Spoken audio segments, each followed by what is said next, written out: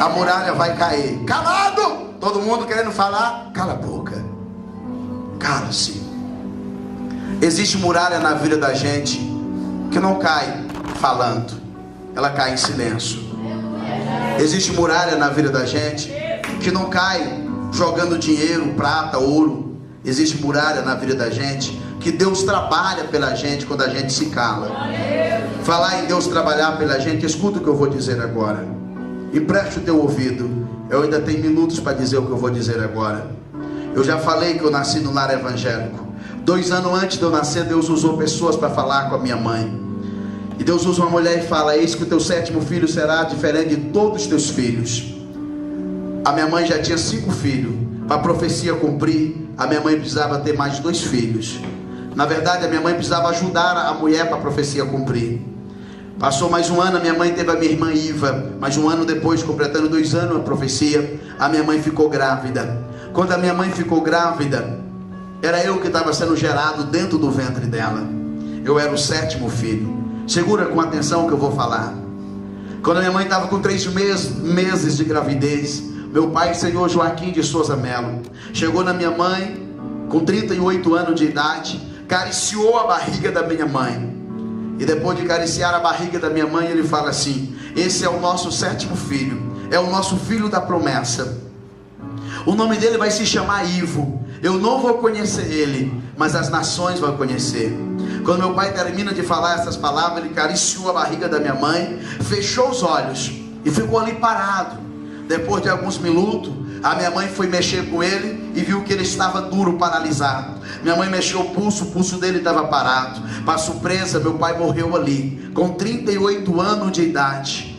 Meu pai, os médicos não descobriu a causa da sua morte, deu causa inexistente, não sabia o motivo. Ele partiu para a glória, partiu para o andar de cima, lá para a glória. Mas ele deixou para mim uma palavra profética. Eu não tive o prazer de chamar um homem de pai, eu não tive o prazer de conhecer um homem como sendo meu pai, mas o meu pai deixou para mim uma palavra profética, uma palavra de cremos, acreditarmos. Segura aí para você entender. 6 meses depois foi o dia do meu nascimento. Quando eu nasci, muitas pessoas foram ver o menino da promessa, o menino que Deus usou a profetisa para falar, usou meu pai para falar. A casa encheu de pessoas, segundo a minha mãe falando, encheu de pessoas, e foi maravilha, muita bênção de Deus.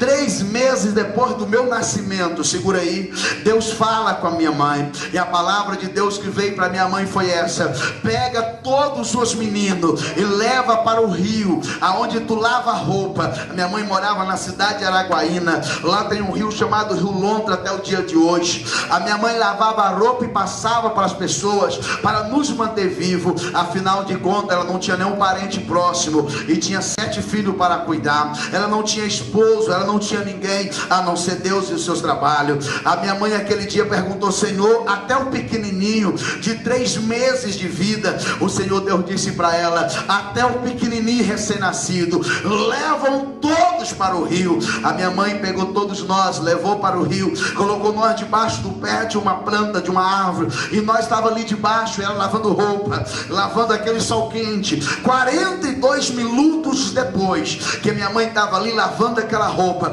veio uma moça por nome de Nazaré.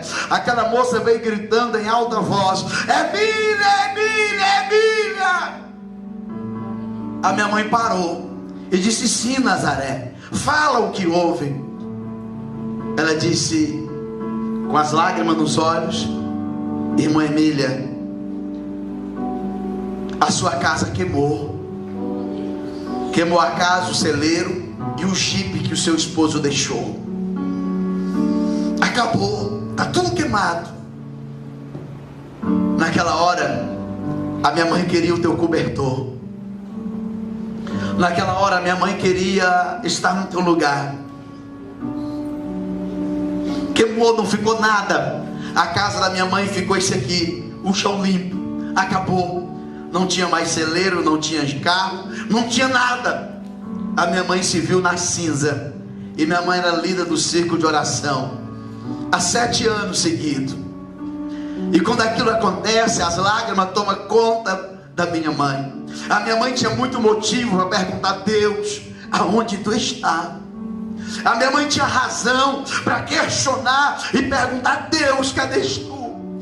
Eu nasci num lar evangélico. A minha mãe tinha razão para dizer isso. E aonde tu estás agora? Tirou meu marido, não tem nenhum parente. E agora tirou a minha casa, tirou tudo de mim. Mas a minha mãe não murmurou, ela não reclamou, ela não chorou, ela não xingou. Chorar ela chorou, mas ela não reclamou. Ela dobra o joelho, sai daquelas águas. Ela dobra o joelho, levanta os dois braços para o céu.